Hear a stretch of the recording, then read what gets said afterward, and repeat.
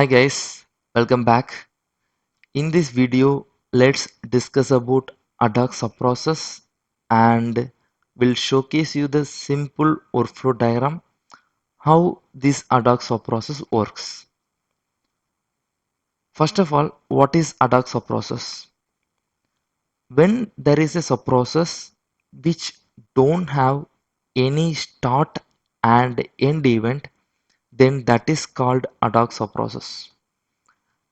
And how you can differentiate from other subprocesses when seeing your any diagram. It's very simple. Your subprocess shows with a tilde symbol in the down. Let's discuss a simple use case which I prepared for me to demonstrate to you. If you see first how to create a Adhoc subprocess, it's very simple. You drag your subprocess from your modeler and change the element to Adhoc subprocess. Example, you can see here, right? You can just change it. That's it. Then you can see there is a tilde symbol. Okay. Now I already did this configuration for you to avoid wasting time. I can explain you what I did as part of this example, right? First, let's understand the requirement in this diagram. I have the workflow. When this gets triggered, user has to enter the task details. Might be it may require that task reviewer or task approver, or it has to go through both of them, right? This has to be defined dynamically, right? This is my use case. Okay, now let's see how I created this. First, all you know that I simply created my user task. Then I moved my subprocess and changed the subprocess type to Adhoc subprocess. Then I created two simple user tasks inside Adhoc subprocess. Okay, and then I'm ending up the process. Okay, so here one thing you need to understand, when I created the inside user task, I given the IDS reviewer, which means it is one of the element inside this my Adhoc subprocess, and another one is approver. Now totally there is one Adhoc subprocess which holds two elements. Okay, and now here you need to understand in this Adhoc subprocess have the property as active elements, which means it is asking which elements I need to activate when the overflow reach in this Adhoc subprocess. I mean, when the token reach here, it is asking me, okay, you have n number of elements. In our use case, there is a two elements. So which element I need to activate it? Might be one or two or many, right? So that you need to do it dynamically. That is what we need to set on variable under your activate element collection. Okay, got it. Now you all may have getting a doubt. Okay, so from where I have to pass this variable, right? So before Adhoc subprocess there is a task, or maybe you can start it from your, I mean you can pause it from when you are triggering the process itself. But in my case, right, in my user task input, right, so there is a input I'm expecting, right? That local name I'm calling as a input data, some value, right? I may getting as a reviewer, or I may getting the value as approver, or both, right? So those values I'm getting as my input data, and I'm setting that into my activated object. So this name should be used in my Adhoc subprocess to utilize or to trigger what are the elements has to get activated.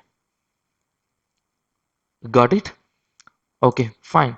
Let's run this and we'll quickly see that how it works, right? Let me quickly deploy without pausing any data. As of now, I'm just deploying. Okay, once I deployed, let me open my operate. Okay, so you can see here now my operate, my token reached the enter task details. Let me go to my task list.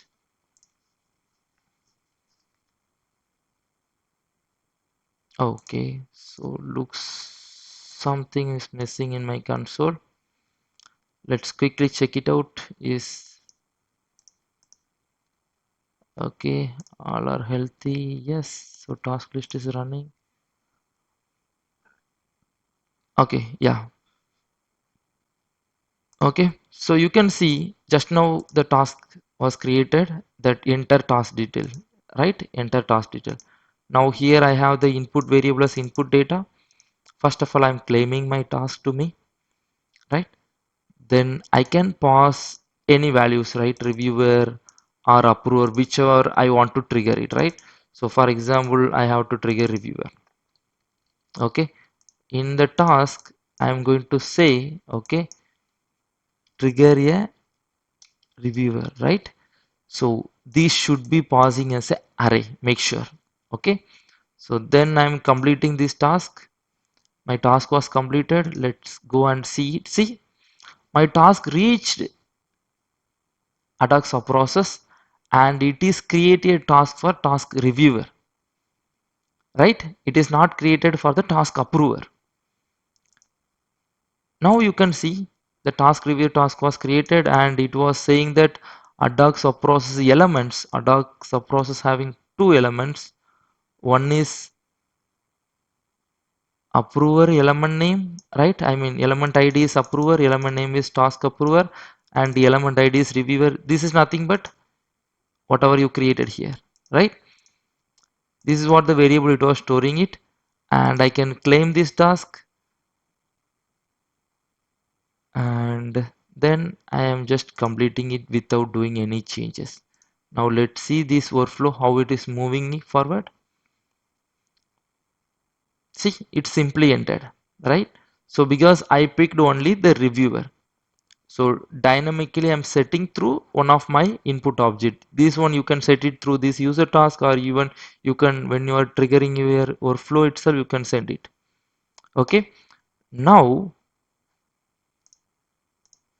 let me pause, I mean let me trigger one more instance, and this time in my user task let me send both the values, right? Let's see it is getting created or not.